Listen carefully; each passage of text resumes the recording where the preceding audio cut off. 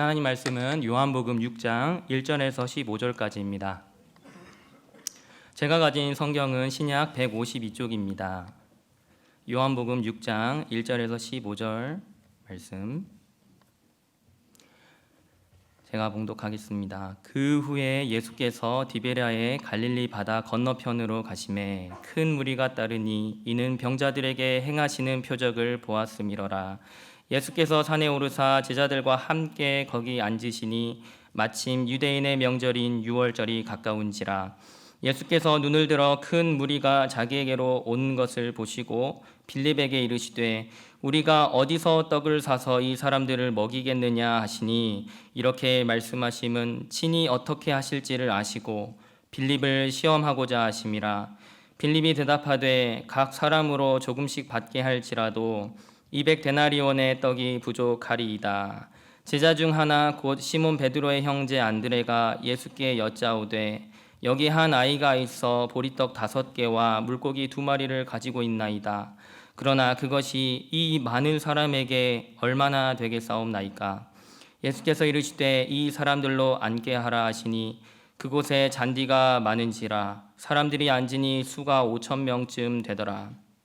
예수께서 떡을 가져 축사하신 후에 앉아있는 자들에게 나눠주시고 물고기도 그렇게 그들의 원대로 주시니라.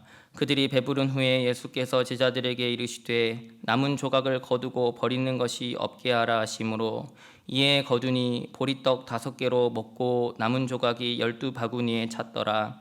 그 사람들이 예수께서 행하신 이 표적을 보고 말하되 이는 참으로 세상에 오실 그 선지자라 하더라. 그러므로 예수께서 그들이 와서 자기를 억지로 붙들어 임금으로 삼으려는 줄 아시고 다시 혼자 산으로 떠나가시니라. 아멘. 오늘은 생명의 떡을 베푸시는 왕이라는 제목으로 말씀을 나누고자 합니다. 오늘 본문은요 1절을 보시면 그 후에라는 말로 시작합니다. 어떤 그 후에라는 말입니까? 지난주에 우리 목사님께서 말씀하셨던 그 베데스다 38년 된 병자를 고쳐주시고 우리 주님께서 사람들에게 배척을 받으신 이유라는 뜻입니다. 사람들이 왜 예수님을 배척했습니까? 바로 예수님이 안식일에 일을 하면 안 되는데 안식일에 그 사람을 고쳤다는 이유였기 때문입니다. 그리고 예수님이 하나님과 동등하게 그렇게 자신을 사람들에게 알리셨기 때문에 그 지점이 유대인 종교 지도자들에게는 불편했던 것이죠. 과연 오늘 본문에서는 사람들이 예수님을 어떻게 환영할까요? 한번 함께 살펴보도록 하겠습니다. 그런데 요한은요 여기서 한 가지 사실을 더 언급하고 있습니다. 4절을 보면은 마침 유대인의 명절인 유월절이 가까운지라 이렇게 말씀하고 있습니다. 여러분 이 한 문장이 왜 들어갔을까요? 요한 사도님은요 독자들로 하여금 이 오병이어의 기적을 단순한 무료 급식 정도로만 보는 것이 아니라 예수님께서 유월절의 의미를 성취하신 분으로 오셨다라는 것을 알려주기 위해서 이 문장을 넣은 것입니다. 이 부분은요 조금 뒤에 본문을 자세히 풀이할 때 한 번 더 살펴보도록 하겠습니다. 2절을 보니까요 시작이 좋습니다. 큰 무리가 예수님을 따르고 있습니다. 예수님을 환영하고 있습니다. 그 이유는 예수님이 병자들에게 행하시는 기적을 보았기 때문이죠. 오늘날에도 의료 시설이 없는 그런 지역에 의료 봉사단이 가면은요 온 마을 사람들이 그곳에 몰려드는 것을 볼 수가 있습니다. 멀리 갈 곳도 없이 우리나라에도 낙도와 같은 배를 타고 이렇게 들어가야 되는 그런 섬에 어르신들이 이제 의료 봉사단이 왔다 하면은 어르신들이 다 몰려들어서 그 육지에 가서 얻을 수 있는 약이라도 하나 타려고 그렇게 오시는 걸 볼 수가 있죠. 오늘 본문에서도 예수님 주변으로 그와 같이 사람들이 몰려든 것입니다. 어디 그뿐이겠습니까? 신기한 일이 벌어졌다 하는 소식을 들으니까 구경꾼들도 함께 있었겠죠. 그와 같이 사람들이 몰려들 때 예수님이 어떻게 하시는지 보십시오. 5절입니다. 예수께서 눈을 들어 큰 무리가 자기에게로 오는 것을 보시고, 여기서 눈을 들어 보셨다라는 이 표현이 참 인상적입니다. 왜냐하면 앞서 요한복음 4장에서 예수님께서 그 사마리아 여인을 만나주시고 그 이후에 제자들에게 사마리아 사람들이 구원받을 때가 이르렀다. 그것을 이렇게 표현하셨거든요. 너희 눈을 들어 밭을 보라. 희어져 추수하게 되었도다. 그러니까요, 예수님께서는 지금 예수님께로 몰려든 이 무리들을 바라보실 때, 그냥 단순한 군중이 아니라 추수해야 할, 구원해야 할 영혼들로 보셨던 것입니다. 마가복음은요, 여기에 덧붙여서 이렇게 말씀하고 있습니다. 6장 34절인데요. 함께 같이 읽어볼까요? 시작. 예수께서 나오사 큰 무리를 보시고 그 목자 없는 양 같음으로 인하여 불쌍히 여기시고 이에 여러 가지로 가르치시더라. 아멘. 예수님은 그들을 목자 없는 양처럼 여기셨습니다. 왜 목자 없는 양이 불쌍할까요? 양 입장에서 보면 목자가 없으니까 이제 드디어 자유를 얻은 것 아닙니까? 그러나 양은 자기 자신을 지킬 능력도 없고요. 또 풀과 물이 있는 곳으로 바르게 길을 찾아갈 수도 없습니다. 그래서 목자를 잃는 순간 양은 불쌍한 양이 되는 것입니다. 사지로 몰린 양이 되는 것이죠. 그런데 그 당시에 예수님 시대의 이스라엘 백성들도 그렇게 목자를 잃어버린 불쌍한 양들과 같은 처지였다라는 것입니다. 우선은 정치적으로 그랬습니다. 그 당시는 로마의 압제 가운데 있었지요. 로마의 황제 티베리우스 치하에 있었고요. 보다 직접적으로는 로마가 세운 꼭두각시 왕이나 총독의 그런 지배를 받았습니다. 예수님 태어나실 때 통치했던 헤롯 대왕을 떠올려 보십시오. 그는 유대인의 아기들을 모조리 몰살했습니다. 그의 아들들도 만만치 않았습니다. 갈릴리 지역을 다스렸던 헤롯 안티파스는 세례 요한의 목을 베었습니다. 그러니까요, 그 당시 이스라엘을 다스렸던 왕들은 백성들을 보호하고 또 바른 길로 인도하는 참 선한 목자가 아니라 오히려 그들을 자신들의 권력의 재료로 삼는 이리와 늑대와 같은 존재들이었던 것입니다. 무엇보다 더 안타까운 것은요, 종교적으로도 그 당시는 별반 다를 바가 없었다라는 것입니다. 바리새인과 서기관들은 사람의 전통을 앞세워서 자기들도 하나님께 나아가지 못하면서 사람들도 하나님께 나아가는 길을 막고 있었습니다. 예수님의 표현에 따르면 맹인이 맹인을 인도하고 있었던 것이죠. 사두개인들은요, 성전 권력을 장악하고 정치와 결탁하려 했습니다. 또 그 당시에 있었던 열심당원이라고 불리는 그런 사람들이 있었어요. 이 사람들은 무력으로 혁명을 꾀하고자 했습니다. 반대로 에세네파라고 하는 사람들도 있었는데요. 이 사람들은 아예 세상과 담을 쌓고 은둔해 버렸습니다. 그런 가운데 성전은 예배의 초소가 아니라 장사꾼들이 활개치는 장터처럼 변해갔고요. 그러니까 그 시대의 종교 지도자들 가운데 그 누구도 선한 목자, 이스라엘 백성들을 보호해주고 그들에게 말씀의 꼴을 바르게 먹여줄 수 있는 그런 목자가 없었던 시대가 바로 이 이스라엘이 살았던 예수님 시대에 그랬다라는 것입니다. 예수님은 그런 목자 없는 불쌍한 양들을 보셨습니다. 그래서 먼저 말씀으로 그들의 영혼을 먹이십니다. 메시아를 기다리면서도 참 메시아가 바로 그들 눈앞에 있는데도 모르는 그들을 향해서 참 메시아이신 당신을 알려주시고요. 또 거짓된 지도자들 아래에서 참 말씀을 잃어버린 자들에게 참 말씀을 가르쳐 주십니다. 날이 저물어 갈 때까지 말씀을 그렇게 풍성하게 먹이시는 거예요. 그런데 어느 순간 보니까 여기저기서 꼬르르 꼬르르 소리가 나기 시작합니다. 그때 예수님이 빌립에게 물으시죠. 우리가 어디서 떡을 사서 이 사람들을 먹이겠느냐? 이마트, 코스트코? 그 당시에 없었죠. 보니까요, 6절에 예수님이 정말 방법을 몰라서 물으신 게 아니었다라는 걸 알 수 있습니다. 이는 빌립을 시험하고자 하심이라. 예수님은 때로는 이렇게 우리의 믿음을 시험하십니다. 테스트하십니다. 우리의 믿음이 있는지를 보시고자 하시는 것이죠. 빌립이 여기서 네, 예수님이라면 가능하시잖아요 라고 믿음으로 답했으면 참 좋았겠지만 여러분도 아시다시피 빌립은 현실적인 계산에 기초한 답을 내놓습니다. 예수님, 각 사람에게 조금씩만 음식을 나누어 준다 해도요 200데나리온의 떡이 부족하겠습니다. 그 당시에 1데나리온은 노동자들의 하루 품삯입니다. 오늘날 우리 대한민국 돈으로 환산하면은 200데나리온은요 약 1,700에서 2,000만 원 그 정도 혹은 그 이상의 돈입니다. 그렇게 많은 돈도 없거니와 그 돈을 가지고 어디서 이 많은 음식을 사서 조달할 방법이 없다라는 것이죠. 그런데 그 옆에서 안드레가요 한 도시락을 가리키며 이렇게 예수님께 말씀을 드립니다. 예수님, 여기 한 아이가 가져온 도시락이 있습니다. 메뉴를 보니까요 보리떡 5개와 물고기 2마리입니다. 그러나 이게 무슨 소용이 있겠어요? 이게 무슨 뉘앙스인지 좀 느껴지십니까? 이 보잘것없는 음식이 어떤 소용이 되겠냐라는 겁니다. 절대 불가능합니다. 이들을 먹이는 것은 불가능한 상황이에요 라는 뜻입니다.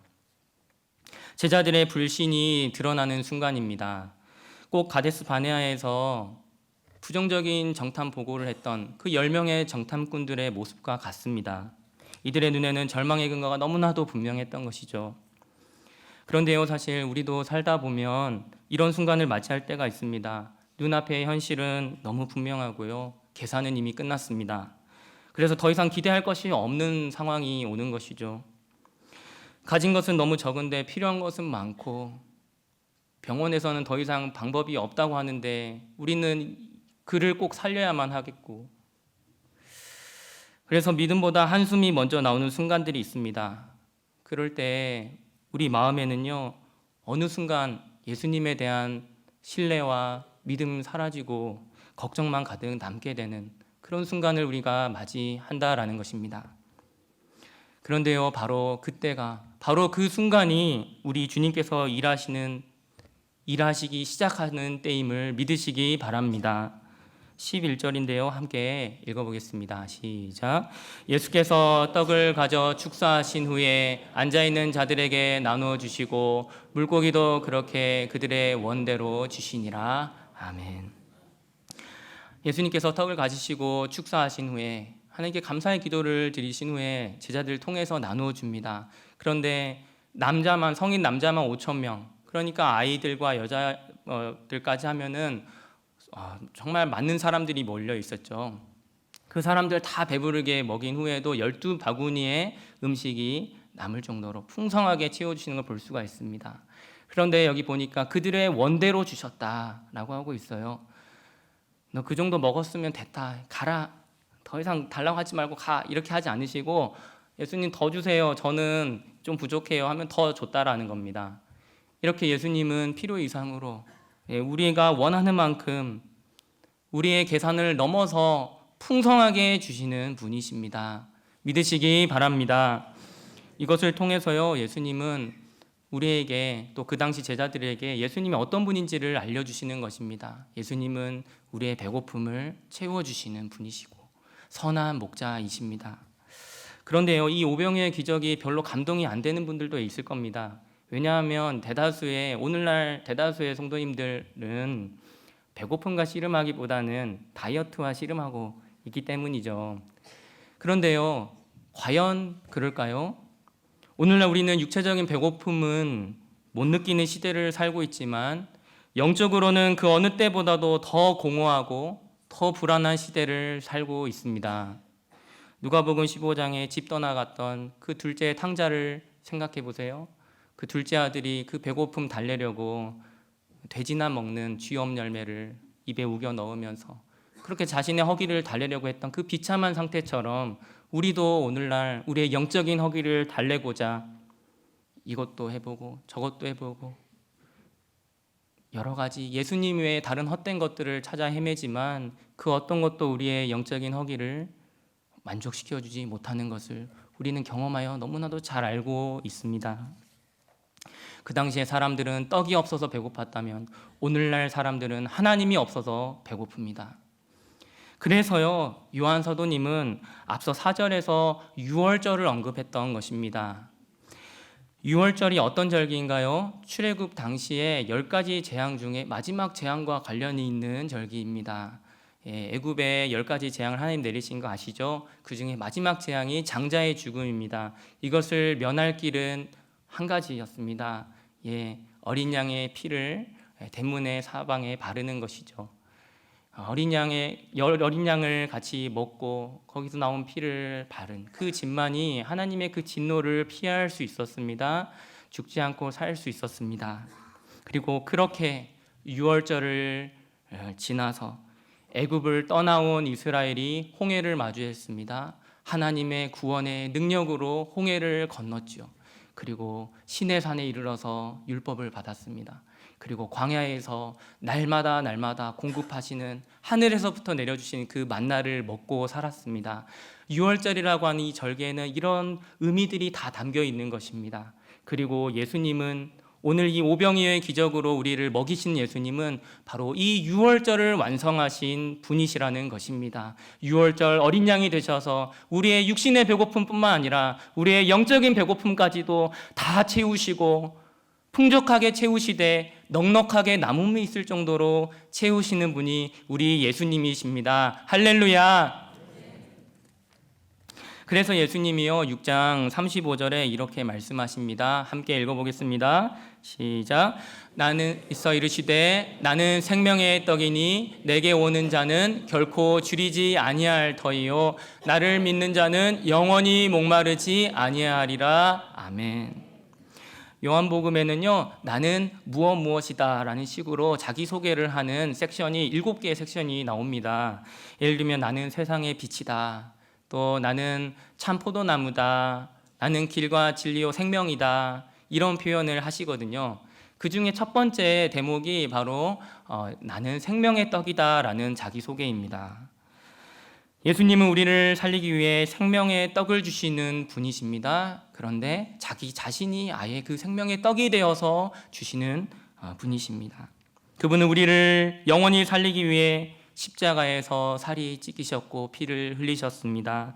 그래서 우리의 영원한 기갈을 해결해 주셨습니다. 그리고 오늘도 영적으로나 육적으로나 굶주림 가운데 있는 우리를 향해 내게 나아오라.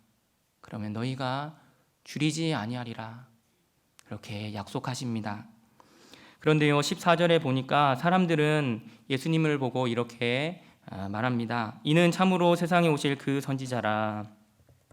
구약에서 예언한 모세와 같은 선지자가 여기 이제 나타났다라고 여긴 것이죠. 그리고 15절에서 예수님을 억지로 붙들어서 자기들의 왕으로 삼으려 합니다.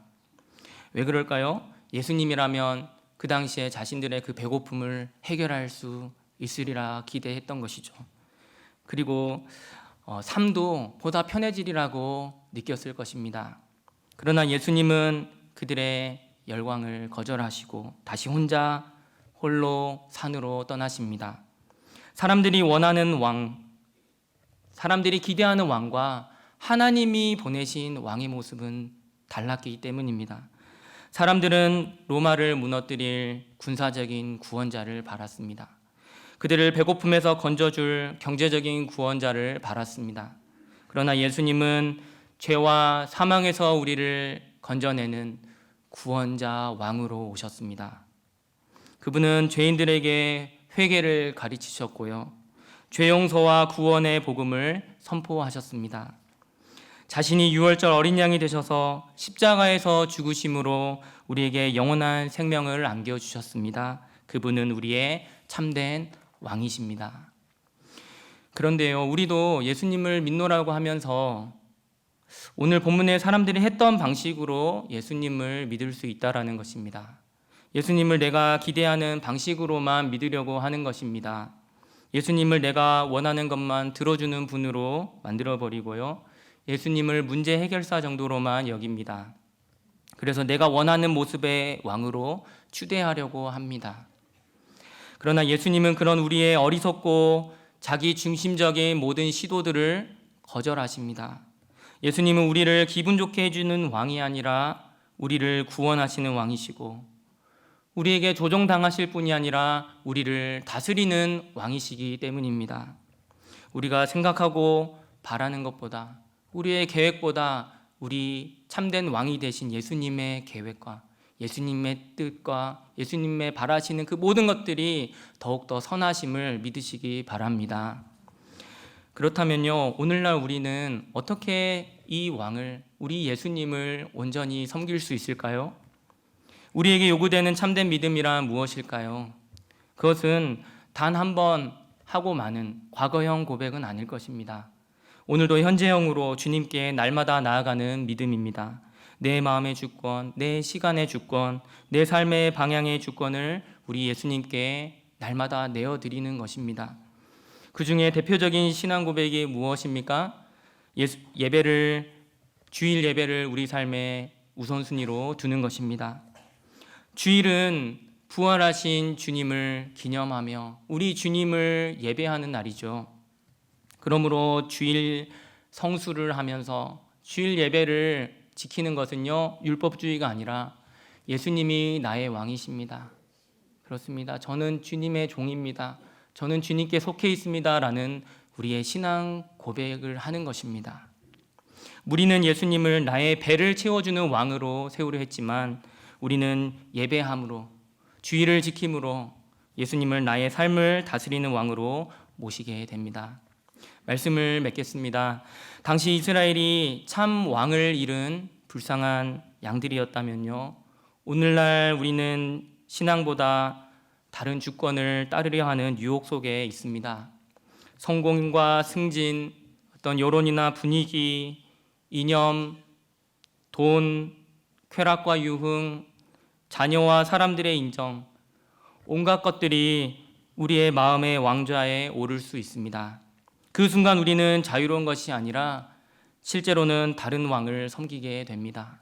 그리고 예수님을 그런 것을 이루어주는 왕으로만 모시려는 순간 우리도 잘못된 방식으로 예수님을 섬기게 될 것입니다. 어디 그뿐입니까? 오늘 말씀처럼 빌립처럼 우리도 끊임없이 계산기를 두드리고 또 안드레처럼 삶의 한계를 보면서 한숨을 내쉬죠. 그러면서 예수님은 잊고 살 때가 참 많습니다. 그것이 우리의 현실이고 우리의 연약한 모습입니다. 그러나 예수님은 그렇게 목자 없이 길 잃은 백성들을, 영적으로 둔감한 우리들을 포기하지 않으십니다. 우리를 불쌍히 바라보시며 말씀으로 먹이시고 떡으로 배를 채우시되 자기 자신을 내어주시기까지 우리를 영적으로도 충만하게 하시는 분이십니다. 그리고 요한복음 6장 37절에서 이렇게 약속하셨습니다. 다 함께 읽어볼까요? 아버지께서 내게 주시는 자는 다 내게로 올 것이요 내게 오는 자는 내가 결코 내쫓지 아니하리라. 아멘. 여러분, 이것이 복음입니다. 우리가 뭐 잘해서 예수님께 올 수 있었던 것이 아닙니다. 하나님께서 우리를 불쌍히 여기셔서 하나님께서 우리를 그 아들께로 인도하셨기 때문에 우리가 오늘도 이 자리에 있는 것입니다. 오늘도 그렇게 그 은혜를 기억하면서요, 예수님을 우리의 삶에 참된 왕으로 모시는 저와 여러분들 다 되시기를 주님의 이름으로 축원합니다.